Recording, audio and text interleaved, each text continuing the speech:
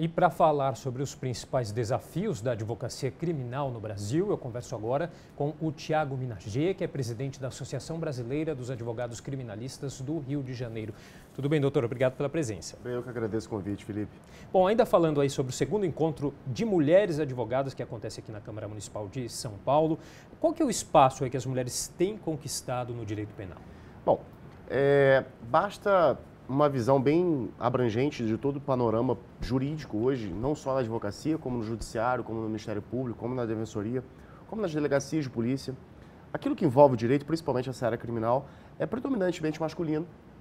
E isso é colocado de uma forma como se a mulher, como se aquilo ali, aquele espaço não fosse um espaço dela, não a aceitasse, né? E isso é completamente equivocado.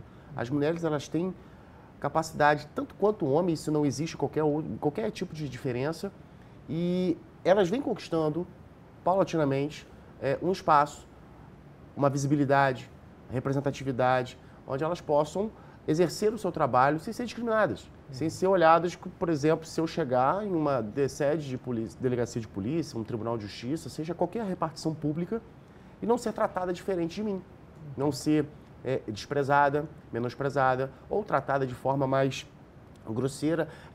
As mulheres simplesmente precisam de igualdade. Elas precisam ser tratadas de formas iguais.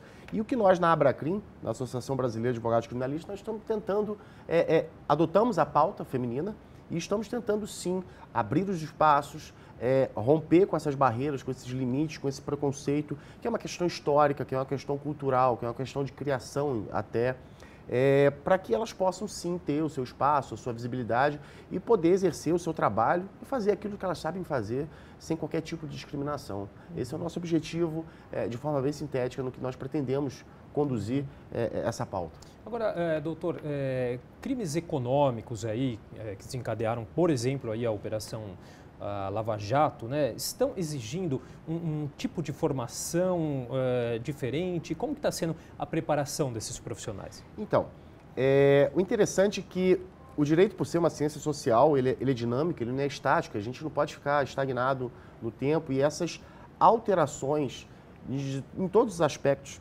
no quesito, inclusive, da criminalidade, como bem você colocou, Felipe, nos impede de ficarmos parados. A gente precisa atualizar, precisamos nos movimentar e sim, hoje a demanda da advocacia criminal, ela tem se expandido e eu costumo dizer que a advocacia criminal, que até então era uma especificidade, agora eu ouso a dizer que existem especificidades dentro da própria advocacia criminal. Então hoje, por exemplo, eu tenho colegas advogados que se especializam necessariamente nesse aspecto, por exemplo, necessariamente num crime econômico. Então, existem hoje advogados que trabalham, eles são advogados criminalistas de crime econômico. Não é aquele advogado criminalista que trabalha com a matéria criminal, que vai desde um homicídio até um furto, até um tráfico, até uma corrupção. Não.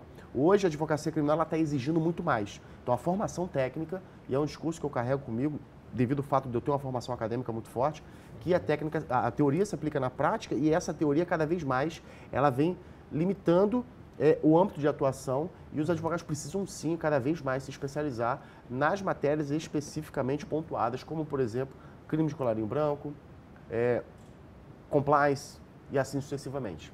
Como que a profissão tem trabalhado essas questões das exigências de compliance, né, das conformidades de procedimentos impostas aí às empresas? Esse é um tema muito interessante porque o compliance, ele transcende a advocacia tradicional. Né? Então, a advocacia tradicional é aquela questão de processo, é um embate com o promotor de justiça, é aquela coisa com o juiz. Não, o compliance já é algo mais preventivo, já é uma questão muito mais inovadora para a advocacia e muito mais desafiadora, porque, como eu disse, por ela ser uma questão nova, exige que os advogados tenham uma atualização nesse aspecto.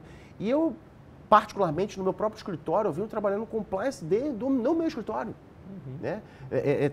Métodos de prevenção de crimes, como trabalhar, como fazer, isso tudo para como eu trabalhar dentro do meu escritório para a minha atuação profissional, eu vejo quão importante um advogado capacitado para poder prestar o serviço para uma empresa e assim sucessivamente para essa questão especificamente compliance. Então, como eu disse na pergunta anterior, a advocacia ela vem exigindo tanto essa questão de especialização que o compliance, por exemplo, hoje, tal qual nos crimes econômicos, existem advogados que trabalham especificamente com compliance, apenas. E é um âmbito de atuação muito forte e que causa muita demanda.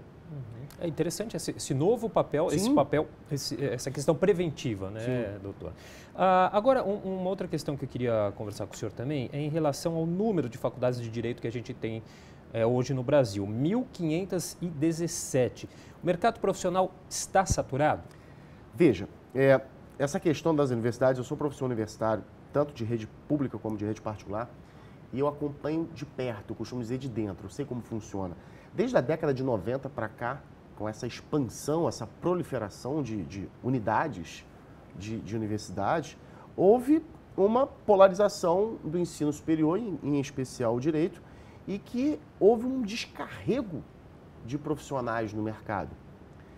E o interessante é que no âmbito do direito, isso não impede, isso não causa uma concorrência muito forte, porque o que acontece? Com esse descarrego de profissionais no mercado, existem os profissionais que se capacitam, se especializam e que conseguem seu espaço, trabalhar tranquilamente, e a grande maioria apenas formou-se. Eles apenas formaram. Eles não têm e não tiveram sequer na graduação uma capacitação adequada para poder atuar. Muitos sequer iniciam a advocacia e tantos outros, muitos, iniciam e param, se frustram. É impressionante o quantitativo de pessoas que hoje... Acho que a Ordem dos Advogados do Brasil poderia até fazer um levantamento de quantos advogados que possuem inscrição e a carteira da OAB e que não advogam. Sim. Eu sei que seria muito difícil pontuar isso e especificar isso. Mas hoje, se na prática nós tivéssemos como saber... Eu costumo dizer o seguinte, existe um advogado e existe aquele formado em direito que tem OAB. Então, ouso te dizer que muito mais da metade dos inscritos na Ordem dos Advogados do Brasil não advogam ou estão abandonando a advocacia justamente por não acompanhar essa transformação social e essa necessidade de capacitação e especialização. Então, o que eu posso lhe afirmar é o seguinte, o mercado é competitivo por natureza, como advogado. Por natureza, não por quantitativo excessivo de profissionais. Porque você tem uma diferenciação muito grande dos profissionais que efetivamente atuam e vão viver da advocacia, ter como uma profissão, e aqueles que simplesmente se formaram ou têm a inscrição na ordem, não advogam ou estão já desistindo da advocacia. Agora, para a gente encerrar, doutor, queria falar sobre um novo debate que se estende aí, que é sobre a questão da flexibilização, também agora do porte de armas, né? Como que o senhor vê essa questão? Olha, a arma foi feita para... Eu tenho até tomado muito cuidado para dizer sobre isso, para não as pessoas acabar não ofendendo determinado grupo. Mas a arma foi feita para policiais e forças armadas. Eu acho que a arma não é um instrumento alegórico ou uma peça que você possa ter em casa para enfeitar como um quadro. A arma é um instrumento que mata, que tira vidas. E ela foi feita para isso. Não existe outra finalidade para a criação da arma. Se você perguntar para que foi feita uma arma foi feita para matar. Né? Então, assim, você descarregar esse instrumento que mata, e foi feito para isso, na mão das pessoas, eu vejo como uma altíssima possibilidade de pessoas que não são criminosas se tornarem por acidente, por mau uso, por não saber usá-la. Para pensar, eu estou armado, de repente eu sou fechado por um carro na rua e eu vou reagir. Eu, como advogado criminalista, eu tenho muitos policiais que foram clientes e acabam ficando amigos e tal.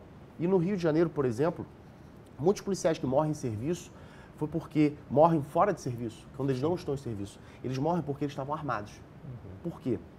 Porque se eles estão armados e estão sendo abordados, por exemplo, para serem assaltados, de duas uma. Ou eles reagem, e aí ele pode matar ou morrer, ou ele não reage, e se o assaltante identificar ele armado, vai matá-lo.